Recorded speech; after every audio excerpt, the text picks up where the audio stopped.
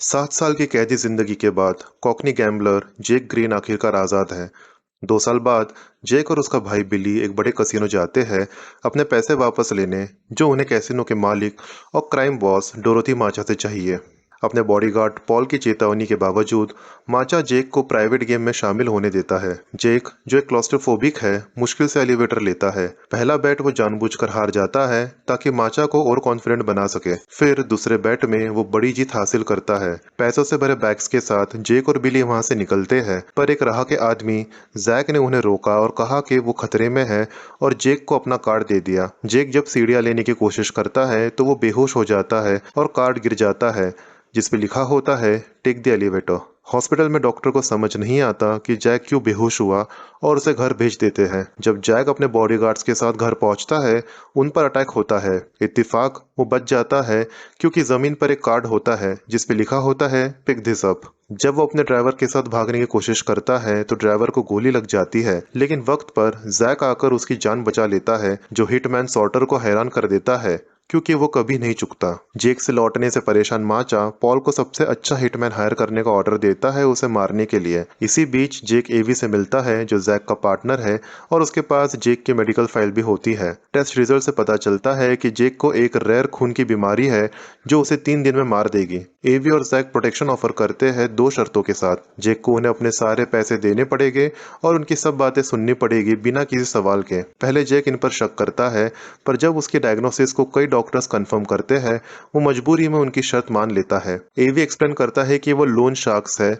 और जेक के पैसे का इस्तेमाल लोन देने में करेंगे। जब एवी उसे माचा के बारे में पूछता है तो जेक अपनी कहानी बताता है। माचा के 3 नालायक आदमी, जो 3 एडीज कहलाते हैं, एक बार जेक को धमकी देकर पोकर गेम में शामिल होने पे मजबूर करते हैं क्योंकि वो बिली के परिवार को नुकसान पहुंचाना चाहते हैं। गेम के दौरान एक बदतमीजी में गन फाइट होती है और पैसा गायब हो जाता है। पुलिस जेक को गिरफ्तार कर लेती है और चुप रहने के लिए माचा के आदमी उसके भतीजी को धमकाते हैं, गलती से उसके भाभी की जान ले लेते हैं। जेक 7 साल कैद काटता है जब माचा एडिस से छुटकारा पा लेता है। अब एवी और जैक उसे एक मोटेल में रखते हैं जब तक वो अपने काम में लगे होते हैं।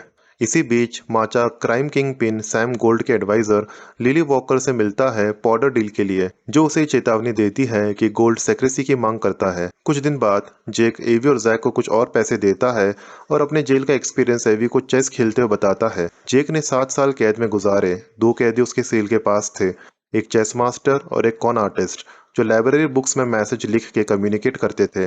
उन्होंने जेक को फॉर्मूला सिखाया हर गेम में जीतने का। जब वो भाग निकले तो जेक के पैसे लेकर चले गए और सिर्फ एक नोट छोड़ दिया, you can only get smarter by playing a smarter opponent. Jake ने इसे अपनाया और कैसीनो में जीतने लगा। अपनी ड्यूटीज पूरे करते वक्त जेक उधारी लेने वालों से बचता है, पर एवी जैक का अग्रेसिव तरीका देखता है, जैसे सेफ को तोड़ के माचा के पाउडर को चुराना। जब माचा को चोरी का पता चलता है तो वो अपने राइवल लॉर्ड जॉन के पास पाउडर सप्लाई लेने जाता है। जैक और उसकी टीम पाउडर एक्सचेंज सैबोटेज करते हैं, गैस डाल के माचा और जॉन के आदमी को सुलाते हैं और ये विश्वास दिलाते हैं कि एक दूसरे को लूटा गया। जेक का भाई बिली, जो चिंतित है, एवी और जैक की रेपुटेशन को लेकर जेक को चेतावनी देता है, लेकिन जेक काम पर जारी रहता है। एक आदमी को धमकाने के लिए जेक को भेजा जाता है, पर वो उस आदमी को नुकसान पहुंचाने से मना कर देता है और एवी पर गोली चलाने की कोशिश करता है, पर पिस्तौल खाली होती है और एवी उसे बेहोश कर देता है। बाद में डॉक्टर उसका डायग्नोसिस गलत डिक्लेयर कर देते हैं। जेक एवी को जवाब मांगने के लिए कांटेक्ट करता है, पर उसे कहता है कि इंतजार करो। माचा जेक पर शक करते हुए उसके आदमियों को उसे मारने का हुक्म देता है।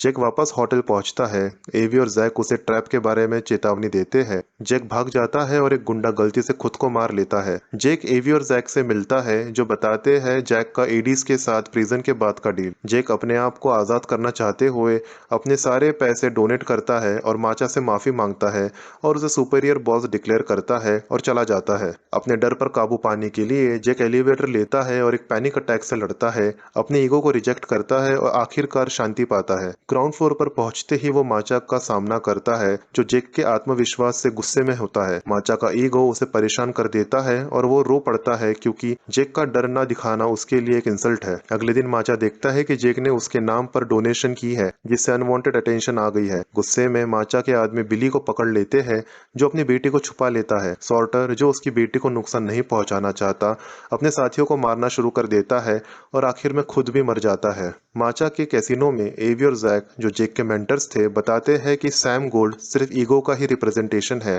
जो लालच और कंट्रोल का अवतार है। वो जेक को आखिरी बार माचा से मिलने के लिए छोड़कर चले जाते हैं। माचा जेक के फियरलेस होने से पागल हो जाता है और ये सोचता है कि वो सिर्फ अपने आप को मार के जेक पर जीत पाएगा। और दोस्तों, यहीं पे कहानी खत्म हो जाती है।